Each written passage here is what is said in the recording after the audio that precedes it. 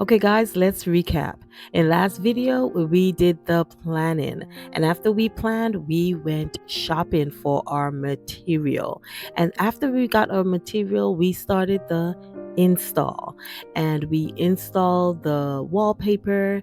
And now let's see how that went for us. Family, welcome back to another week's video.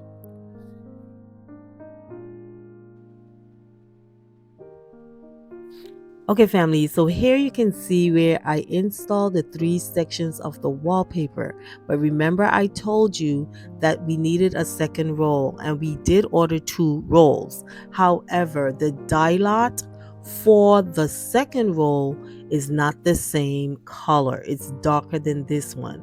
So when you put them next to each other, you can clearly see the big difference. Therefore, we had to change the layout of the wallpaper. So now instead of having 3 sections on the wall, we're now going to have one big section on the wall.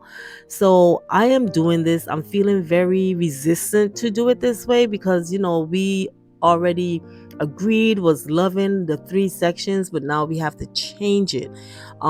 Could this have just waited and we just wait to see if we can get another wallpaper? We were not 100% sure that if we ordered another one that it would match either of the 2 that we have. Okay, so because of that is like no, and plus we didn't have time. Along with that, there was a lot going on in the home, right? That was making decisions kind of blur because you're dealing with the other stuff that was going on in the home with the flooding. The home did get flooded, so we're dealing with all of that. Okay, so we did make this quick decision to go ahead and join the wallpaper. Now, I must say, you will see in the end, you see me here trying to push it together. You will see in the end where overnight it's still separated a little bit. And that was because I removed the wallpaper. This is a peel and stick. So I removed the wallpaper, which took away some of the adhesive, but it was still fine. But the next big issue was that this is not a smooth wall. It is a textured wall. So you will see the first ones that I did put up next to each other, they're fine. But these that I removed and then I put them next to each other, they're not fine. So what happens when you have this type of an issue is that you need to overlap your wallpaper. And then after overlapping the wallpaper, then you would actually get a straight edge and cut down the straight edge and remove the piece that you cut, and then you have a perfectly joined wall covering. However, this was not the case with what I did here because I was stacking them next to each other, plus they were already on the wall already, right? So like I said, we're changing up the design, and then it's going to be one big picture frame, but in the end you're going to see where that still didn't work out. That still didn't work out. The color is beautiful, yes, on the wall. I love the color on the wall, but it was not sitting well with Chrissy. This was a drastic change for her. And sometimes you can't hit a client with such a drastic change, right? Sometimes they will accept it, and other times it just like, I like it, but I don't love it. And at the end of the day, I need her to say, I love it. Okay? So she wasn't saying she loved it, she was saying she liked it. So I didn't push it because at the end of the day, this is not my home. I'm not the one that has to live with this. She's the one that has to live with it. And I know Chrissy. I would have seen a video where she took it down. Yes, okay. So I still continued hoping that it would start, like when she's starting to see the finished product, it would really start to warm up on her. My mindset was, okay, after I put this up, I think my center, I'm going to redo it using the wallpaper that we have left and just recover the middle so that it would hide the seams. But we didn't get to that. I did already I put it up, and you're gonna see what happened in the end of this whole episode that we have going on. You will see what the turnout was. We came up with a completely different design, and I love it. There's some things I would change, and I would talk about that, but yeah. Okay. So guys, when you're putting up the molding, you want to make sure your molding is as straight as possible. Now, because I was up high, I didn't have anyone to hold this stuff for me. I am trying to put one nail in, and then after that, you're gonna see me using the level. Now, remember when I was in Home Depot, I mentioned that some of this wood was not straight. The majority of it was not straight. So you're gonna literally have to push it, force the wood to bend a little to make it as straight as possible. Like I've always said before, trust your level. Do not trust your walls, your ceilings, or your floors, but trust your level, right? So your level can lead you wrong too if it doesn't have a good base to fall off of. But we're dealing with a flat wall, so I was trusting my level. So what I did is I put two nails in down on the other end. And I'm going to put some nails in here, trying to straighten and bend this wood out because the wood was a little crooked. So after I'm finished with this framing, then you're gonna see where I'm gonna put the second framing in, and just basically repeating it over and over again. So I'm gonna stop talking right now, and I'm gonna let you guys see what I was doing.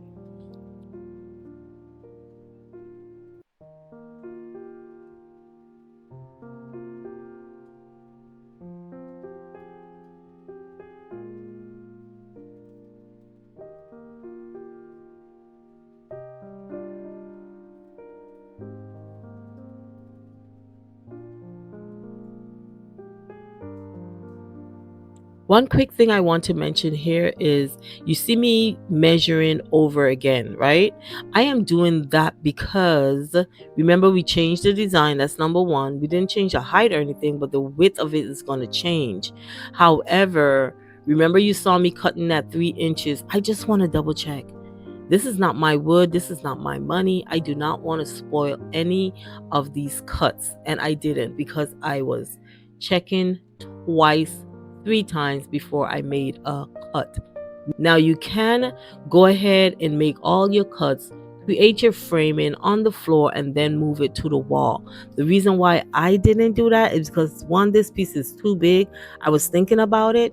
I didn't have any room really to do it because of all the fans and stuff that's trying to dry the floor. And I didn't have the adhesive that I would need to join each corner together neatly. Okay, this is not my house. So I'm not gonna shortcut. I'm gonna do everything the way it's supposed to be done. If I had someone doing it in my own house, right? I take shortcuts in my house because it's my house, but this needs to be done as professionally as possible. Okay, so that's why I didn't create it on the floor and then move it to the wall and then put it on the wall. Okay, so I'm doing it step by step. I did go ahead and do all my vertical cuts, and I went ahead and I did my last horizontal cut one at the same time because I already had the horizontal up on top. But you're gonna see when I was doing the install, because the wood is so crooked, you're gonna see down in the corner where the wood wasn't meeting, and that was because as I came down, I needed to put the level again to straighten that last bottom piece. I'm gonna have to remove it and then pull it in so that it can actually meet. So it's a lot of adjusting because of the wood that we were using. When you're getting wood from Home Depot, from Lowe's, those are not good quality wood. Therefore, you're going to have a lot of issues with them when you're doing the install. If you don't want to have those issues, then it's best to go and get wood from a lumber yard. Okay? These are not good grade wood, but they are affordable and they do the job. So here you can see where the wallpaper is starting to separate. That was bothering the heck out of me. Now, in person, you really don't see it as much as you're seeing it on camera. And that's weird. in person, unless you go up and really look, you really don't see it as much. But I was seeing it, and my eyes was going like straight to those seams. Okay, straight to the seams. So in my mind, I am like, after I put this up and paint this, I am going to add the darker wall covering on the inside if we decide to keep this. Now I was continuously moving forward, knowing that I had some reserves about it and knowing that BC had some reserves as well. And in the end, I think what it was with her is not 100% the wallpaper, but more so that she wanted the three sections. And yeah. So I would have had to, if I had time, I would have definitely given it to her. I would have taken back down this one vertical piece. I would have just taken everything back down basically. And I would have given her what she asked, what she really wanted, which was the three sections. That is what she saw in the design. That is what she fell in love with. But because of the wallpaper, we had to change it. However, what we did in the interim after made it all worth the while. Anyway, you always have to make a design your own.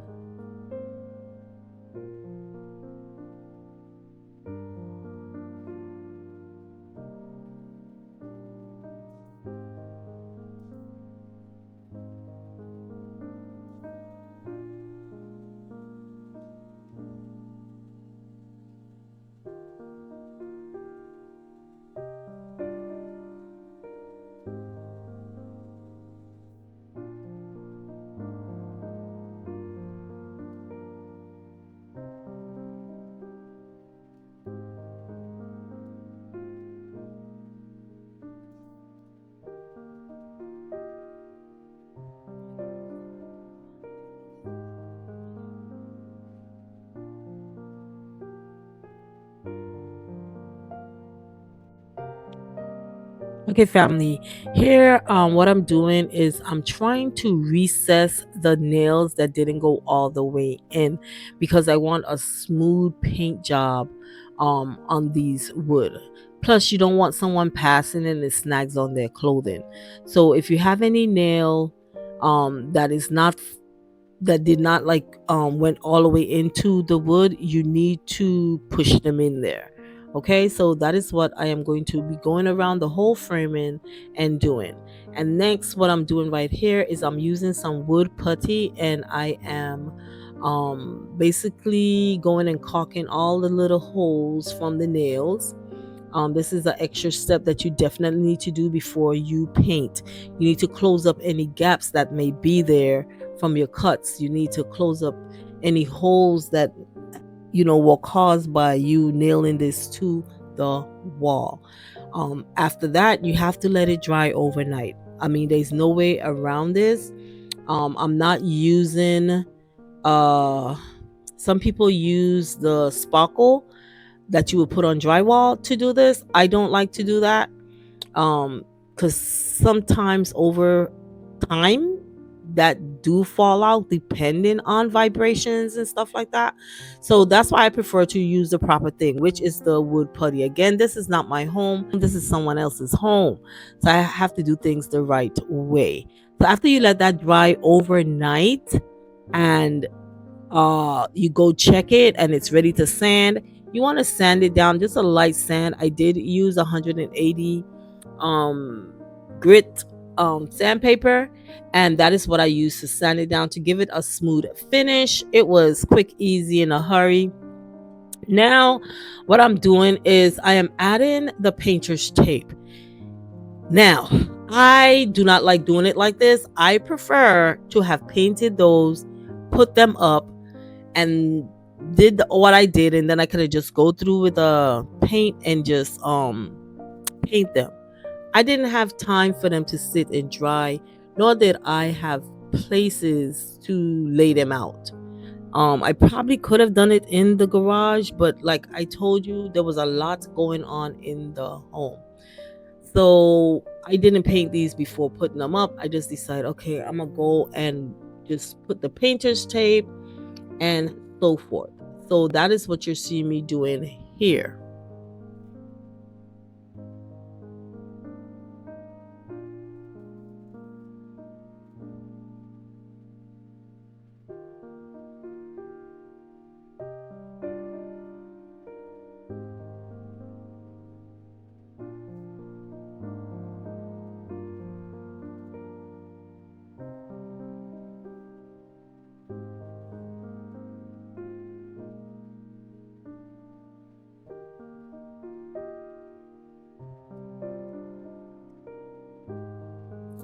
Okay, family, let's move on to the other wall. Okay, so on this wall, we basically did the same thing on each side of the fireplace. You already saw how I did the install. We didn't need to repeat that again. Here I am showing you where I am actually caulking the wood. Now, as you can see, there's no wallpaper over here. It was never intended to put any wallpaper on this wall. What we did discuss is to create a shadow. Since this wall actually recessed, we thought, why not make it look like it's a shadow box? Like there's a shadow of the same white, but when you go back, it's just a tad darker. So the color choice that we did for this side, you're going to see it in part 3 where we selected the paint. And guys, it is so beautiful. Now, remember, my client or Chrissy is very, very, very minimalistic. She don't like a lot going on, and I love that because I don't like a lot going on. So this wall is going to be very elegant. It's going to be very luxurious. It's going to lift up her space the way she likes it to look. She likes that magazine type of look. Okay, that's what she likes. So that is what I'm going to give her. And that is what we decided to do over here. And the both of us was just in awe because it was just so simple, clean, elegant, not a lot going on. It turned out beautiful. It turned out beautiful. So the best way to caulk is you're going to have, like, you cut a little hole on the top in an angle. And you're going to have a rag that is wet. Okay, my rag is wet. I like to take my finger when you use these other utensils and stuff that they sell. To me, it don't do the job like your finger. I like to take my finger and run my finger down the bead that I actually put there, and then I would immediately take the wet rag and wipe off the excess. You're gonna see in the end how clean my caulking job was. Okay, I learned from the best, so trust me on this.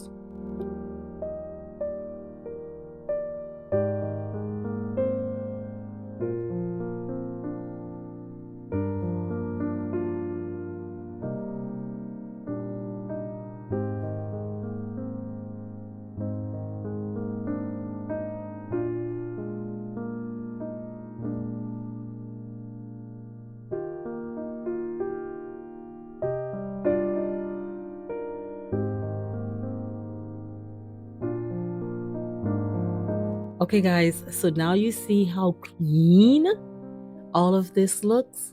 You have to do the preparation before you paint. Otherwise, your project is not going to look professional. Okay, I am sanding off all of the putty where I puttied the holes, and I left it overnight so that it can dry. Okay, family, so this is the end of this part of today's video. Join me on part 3 where you're going to see the complete of this install. I'm going to show you some painting tricks on how to get straight lines and so forth, and we're gonna do this together. So guys, do enjoy the rest of your day. Do have a blessed Sunday. And family, remember, if you are not walking with God, you are walking with the devil. And if your God is dead, come and try the God that I serve.